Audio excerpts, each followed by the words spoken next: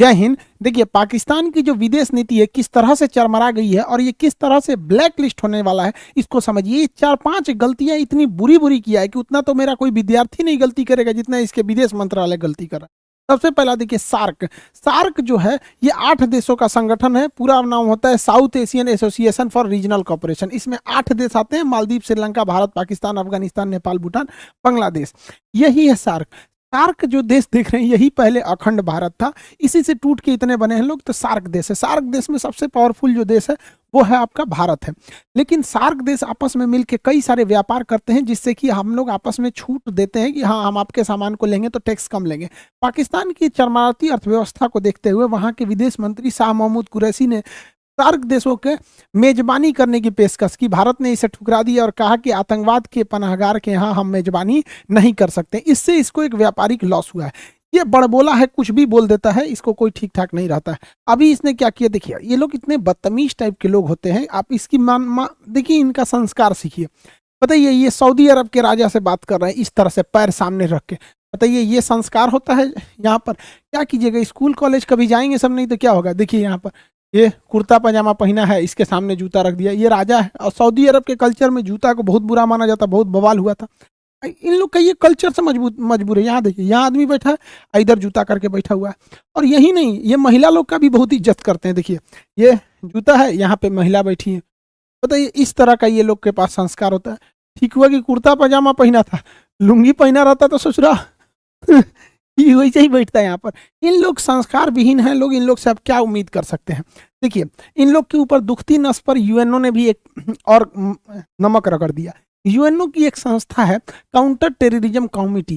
Counter terrorism committee का अध्यक्ष भारत को बनाया गया पूरे 2022 के लिए।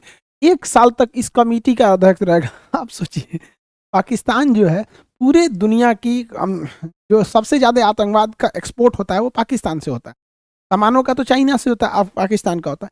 अब पाकिस्तान को भारत की पूरी उद्देश्य रहेगी कि इसको FATA के ग्रे लिस्ट से उठा के ब्लैक लिस्ट में डाल। भारत इसमें कामयाब भी हो गया रहता, लेकिन तुर्की जो है, ये अर्दोगान, ये अपने को फरिश्ता समझता है, ये पकलोल कहीं का, तुर्की की अर्थव्यवस्था को बर्बाद कर दिया। ये पाकिस्तान को बचा लेता था, अब की बार यही ग्रे लिस्ट में चला गया। तो अब मेरे चाचा को कोई नहीं बचा पाएगा, बेचारा चाचा गया मेरा ये ब्लैक लिस्ट में। और FATA कितना खतरनाक चीज है, बस इतना समझिए कि 1 महीना हुआ है तुर्की को FATA में ग्रे लिस्ट में आने। इसकी जो मुद्रा है लीरा, इतना भयानक गिरा है कि यहाँ कोई भी चीज डबल रेट का हो गया। एप्पल कंपनी अपना प्रोडक्शन को यहाँ पे बंद कर दी है, तो अब ये ब्लैक लिस्ट में जाने वाला है। तो आप देखते होंगे हालिया 1-2 महीने में पाकिस्तान के विदेश मंत्री या कुछ लोग भारत की बड़ी तारीफ कर रहे होंगे। लोग करेंगे क्यों नहीं, पिटाएंगे तब नहीं, इनको कचल के ही रखने लायक है। इन गधों ने क्या गलती किया, देखिए ध्यान से, ये भांगड़ा नाच रहा है यहाँ पर। इस्लामिक ऑर्गेनाइजेशन के देशों में जाके कहता है कि भारत ने 370 जो हटा दिया गलत हुआ है, वहां के लोगों पे अत्याचार हो गया, वापस से 370 आना चाहिए। बताइए, इस भांगड़ा नाच वाले को कोई बताएगा कि 370 कभी भी अब वापस नहीं आ सकता है। सबसे बेस्ट डिसीजन था अब तक का मोदी जी का, जितने डिसीजन थे उसमें 370 को हटाने का। अब इन उल्टे बेचारा के ऊपर सुनिए क्या हुआ है। ये कह रहा था 370 में कश्मीर से 370 हटाने के लिए, कश्मीर में उल्टा मुस्लिम देश चले आए हैं सब। इस्लामिक ऑर्गेनाइजेशन कंट्री जो है OIC, उसमें 2 ही देश पावरफुल रखते हैं, एक सऊदी अरब और एक होता है UAE। UAE की कंपनी है इमार ग्रुप। इमार ग्रुप UAE में सबसे बड़े बड़े बिल्डिंग प्रोजेक्ट बनाए हैं। बुर्ज खलीफा दुनिया की सबसे ऊंची वर्तमान में जो बिल्डिंग है, इसको इमार ग्रुप ने ही बनाया है, ये UAE की कंपनी है। इमार ग्रुप अब कश्मीर में एंट्री कर दी है। इमार ग्रुप के आने से कश्मीर में उन लोगों ने अनाउंस किया है कि श्रीनगर में 5 लाख स्क्वायर फीट का ये मॉल बनाएंगे। इतना बड़ा मॉल भारत में केवल 5 ठो है, जिसमें एक ठो अब जम्मू कश्मीर में हो जाएगा, श्रीनगर में। इतना जबरदस्त ये लोग मॉल बनाएंगे। इस मॉल के बनने से अगर बताइए कश्मीर के इशू लेके अगर ये अरब देशों में जाएगा कि कश्मीर में समस्या है, ये है वो है, तो भारत कह देगा ना कि चलिए मुस्लिम देश जो है ना, इस्लामिक और ऑर्गेनाइजेशन कंट्री जो है OIC के देश में, बताइए वहीं की कंपनी है इमार ग्रुप, इन्हीं से पूछ लिए कोई प्रॉब्लम है।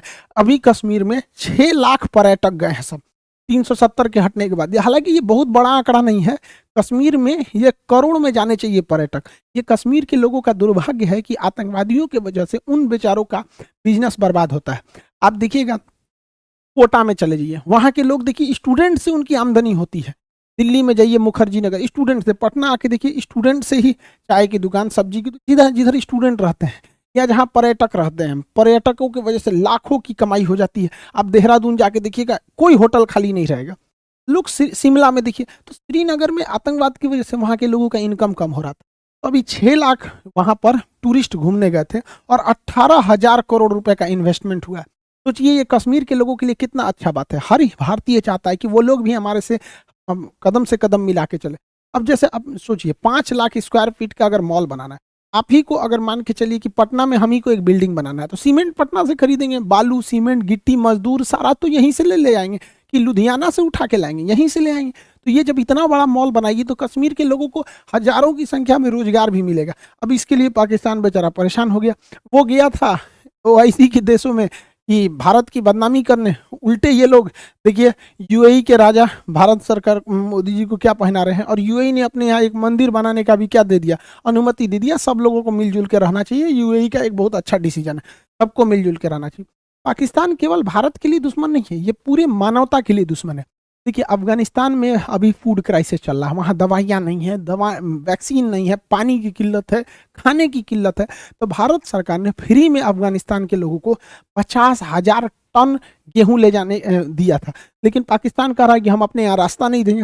भारत ने कहा क्यों नहीं दोगे, दुनिया क्या कहेगी, तो कहा कि ठीक है, तो ट्रक पाकिस्तान का होना चाहिए। अब बताइए पाकिस्तान के ट्रक में हम अपना गेहूं पहले पाकिस्तान में उतारे और फिर पाकिस्तान का ट्रक भर के अफगानिस्तान ले जाएगा। बताइए मानवीय मदद में शर्त किस बात की।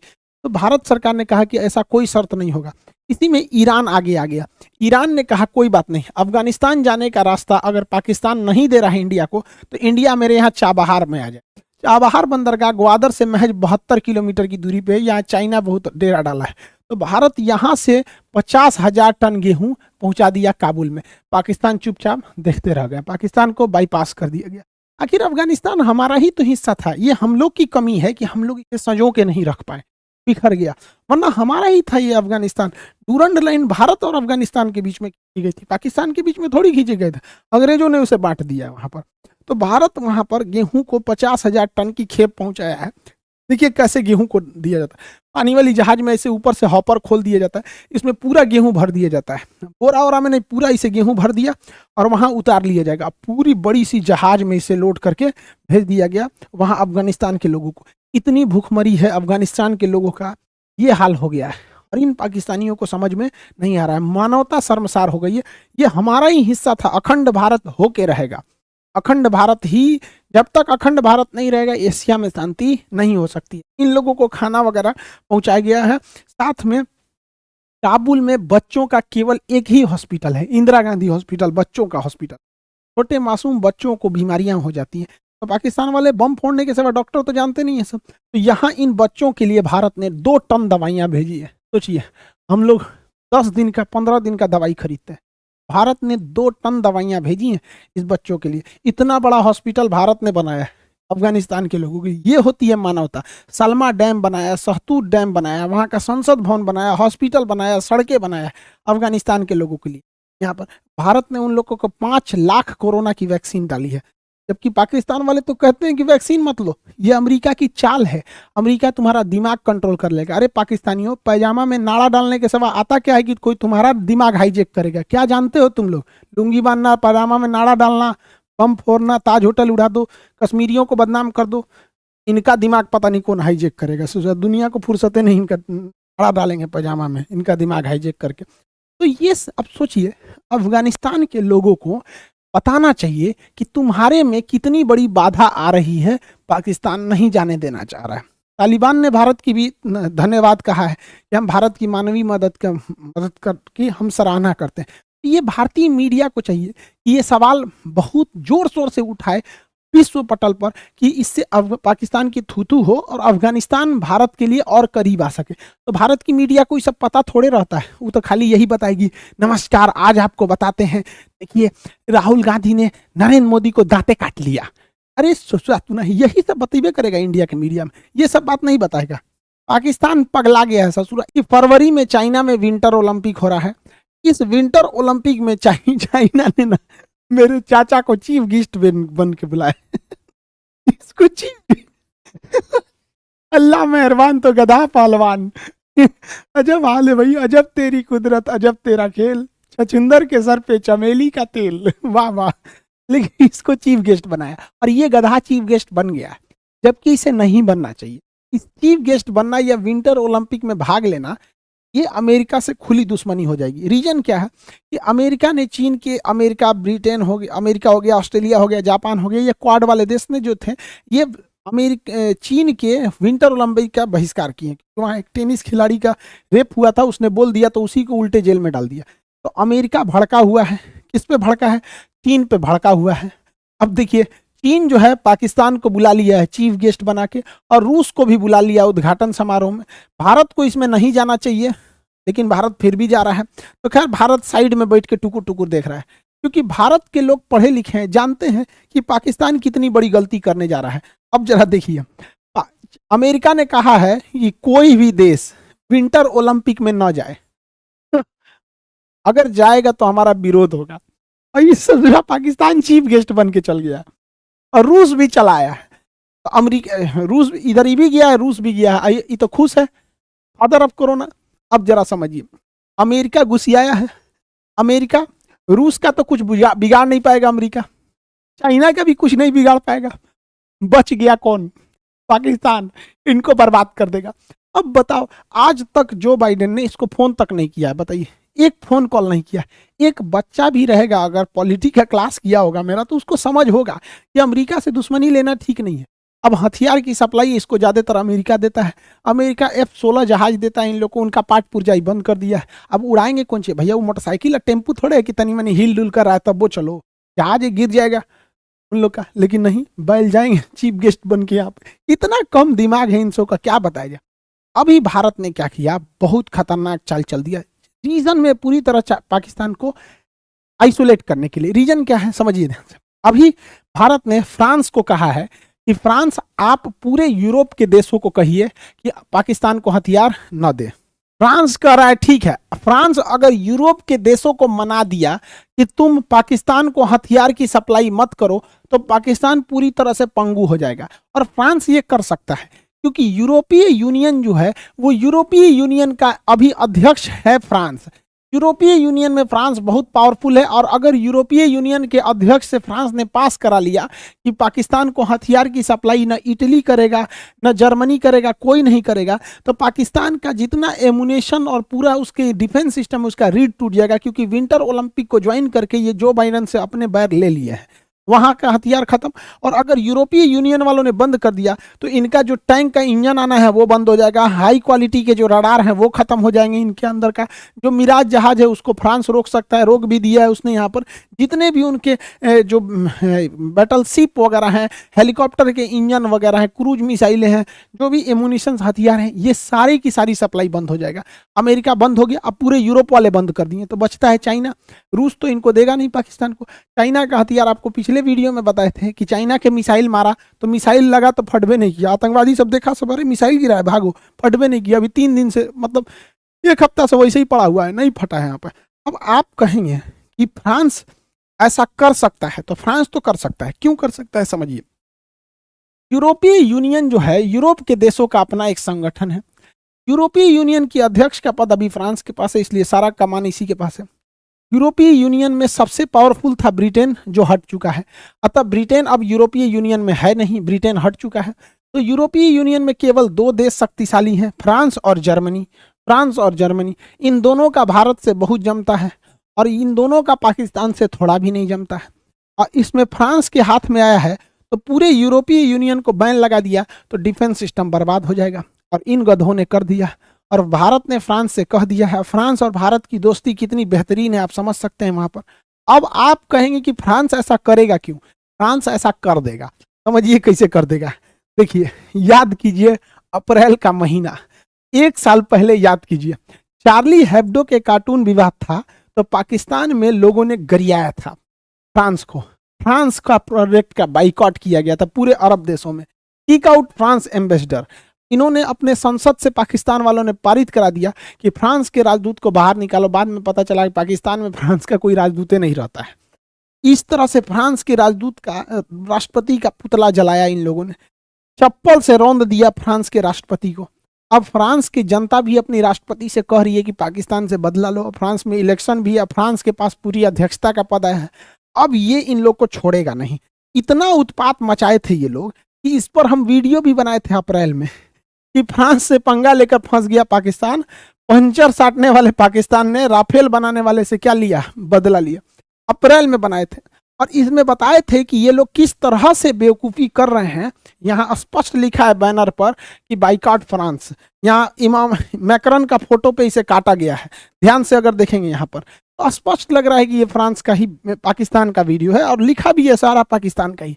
हम उस समय भी 1 साल पहले भी पाकिस्तान को समझाए थे कि तुमको भारी पड़ेगा फ्रांस से दुश्मनी, लेकिन नहीं, हम इसी वीडियो में इन बच्चों को भी समझाए थे।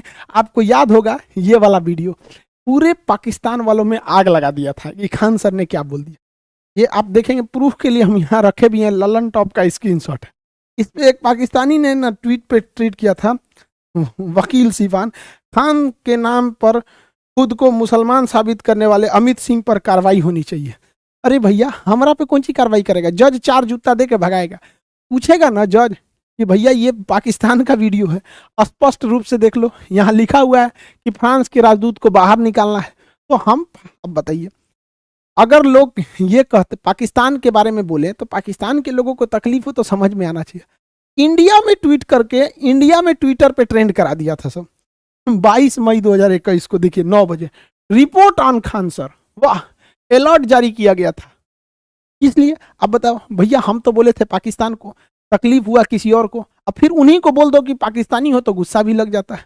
ये बहुत पुराना, हम 1 साल पहले भी हम समझाए थे इस बात को, वीडियो बना के भी, कि पाकिस्तान गलत कर रहा है। 1 साल पहले नहीं समझ में। अरे शिक्षक बहुत दूरदर्शी होता है। भारत में कहा जाता है शिक्षक कोई साधारण व्यक्ति नहीं, उसके गोद में निर्माण और विनाश दोनों पलता है। मेरे चाचा को क्या समझाए, इस साले को तो शादी ये करने से फुर्सत नहीं है। लेकिन कोई बात नहीं, हमारा जो काम था, हमारा बच्चों को पढ़ाना, हम पढ़ा दिए। लेकिन लोग हमको उल्टा सीधा बोले, कोई बात नहीं, भारत माँ का झंडा हमेशा बुलंद रहेगा, अखंड भारत होगा। जितने भारत के जो पाकिस्तानी कहते हैं सब ना भारत के टुकड़े होंगे, उन ससुरों से एक दिन भारत माँ के शेर का ना गोबर उठवाया जाएगा। तो ये सब क्या समझ आता। अब एजुकेशन की बात करते हैं तो देखिए, चाइना ने एजुकेशन सिस्टम में 2 टीचर पॉलिसी लाया था। हम 2 टीचर पॉलिसी चाइना लाया था। अभी हम क्या किए, अपने एप्लीकेशन पे 3 टीचर पॉलिसी लाए चाइना को कम्पीट करने के लिए। वो एशिया का मरीज से राजा कैसे बना, हम लोग जैसे हम टॉपिक को पढ़ा दिए। अब हमारे बाद एक और टीचर है, उसको याद कराने के लिए, रिवीजन कराने के लिए। 3rd टीचर एक और रहेंगे जो बच्चों से क्वेश्चन करने के लिए। 3 टीचर पॉलिसी लाए हैं और फी वही पहले जैसा है।